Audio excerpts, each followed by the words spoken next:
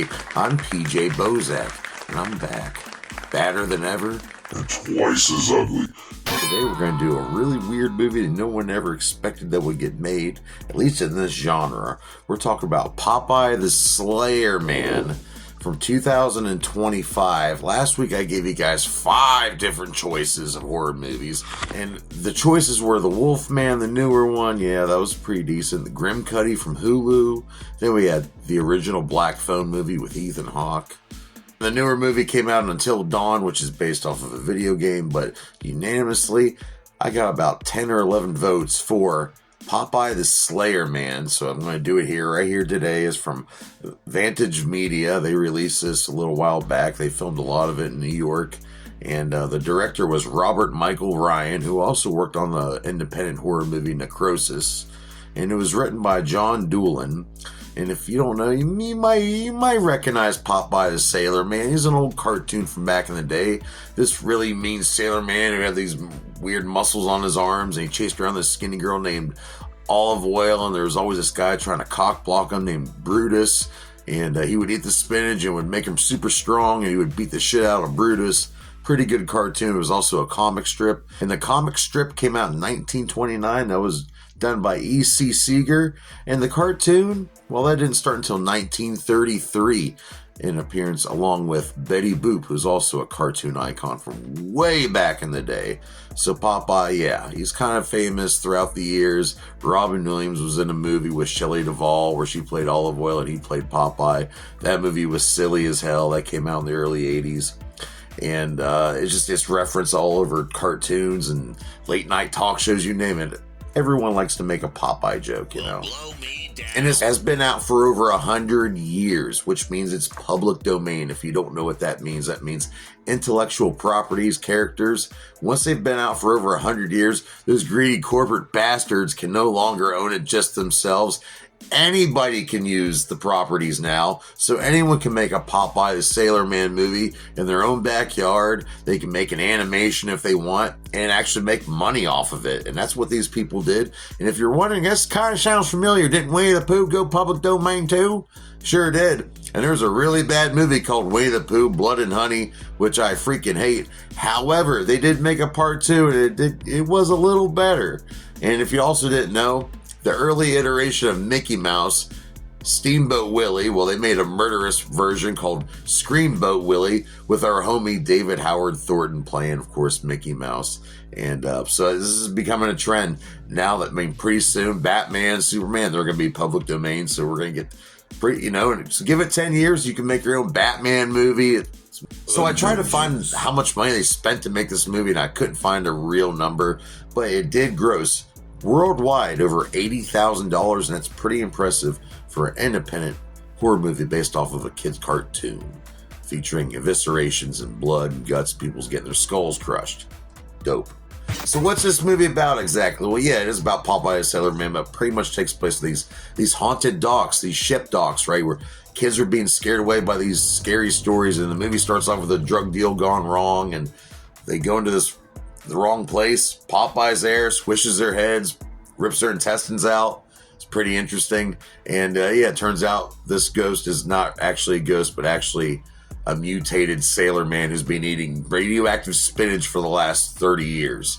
And that's why he's all deformed with the muscles, and he looks like a character from Dick Tracy. No, really, if you're an 80s baby, you watch Dick Tracy, this might be one of the first things you think of is like one of these characters right here, because it's sure shit was what made me think of it.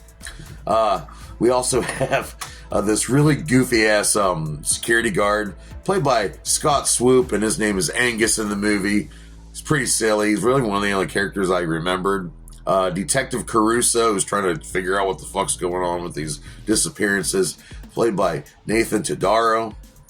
And then, playing Popeye the Slayer Man himself, Jason Stevens, and he's back, and these behind-the-scenes shots, looks like they had a really good time filming it and all that. And if you noticed earlier, Olivia, Olive Oil, yeah, that's right. Turns out this is, might be related to Olive Oil. All right, usually I don't give shit away. All right, it's Popeye's kid, okay?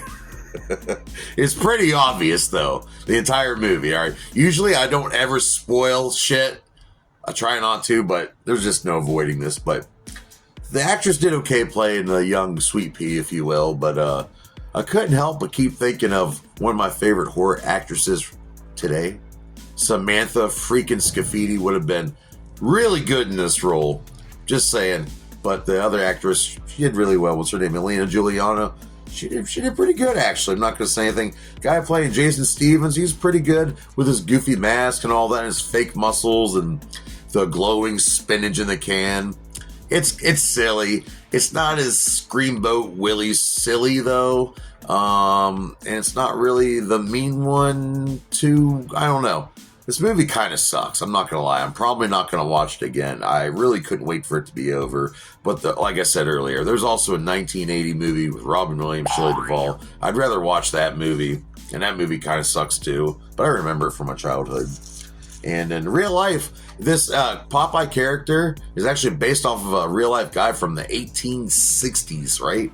This guy named Frank Rocky Fiegel. He was a Polish guy that ended up becoming a Navy guy, and if you look him up, do I have a picture of him? All right, yeah, this is what he looked like. Like, no shit, this is what the dude looked like. So, really, come to life. Over 100 years later, we're still doing shitty Popeye movies. So, if you want to watch this, it's on Amazon Prime Video right now.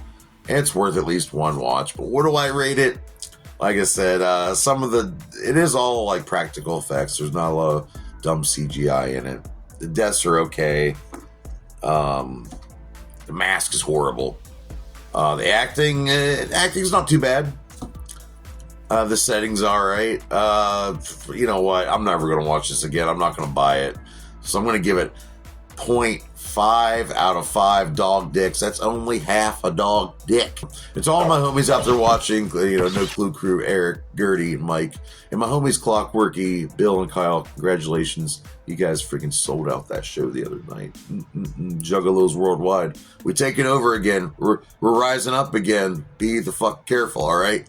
Whoop, whoop. Until then, I'll see you next week. We're going to do a David Lynch movie. Yeah. If you don't know who David Lynch is, he was one of my favorite directors. He passed away not too long ago.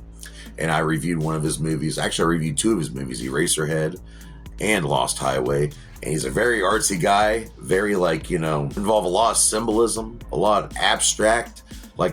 Everything means something. It's not necessarily what you see happening. It's weird, all right? But I love David Lynch, Twin Peaks. So we're going to do a David Lynch movie next week. I love that guy. Rest in power. And until then, feed your kids, pay your bills, take care of your mind, add to the solution, not the damn problem. We can make this world better. I know we can. And I'll see you here next Monday, motherfuckers. Ooh.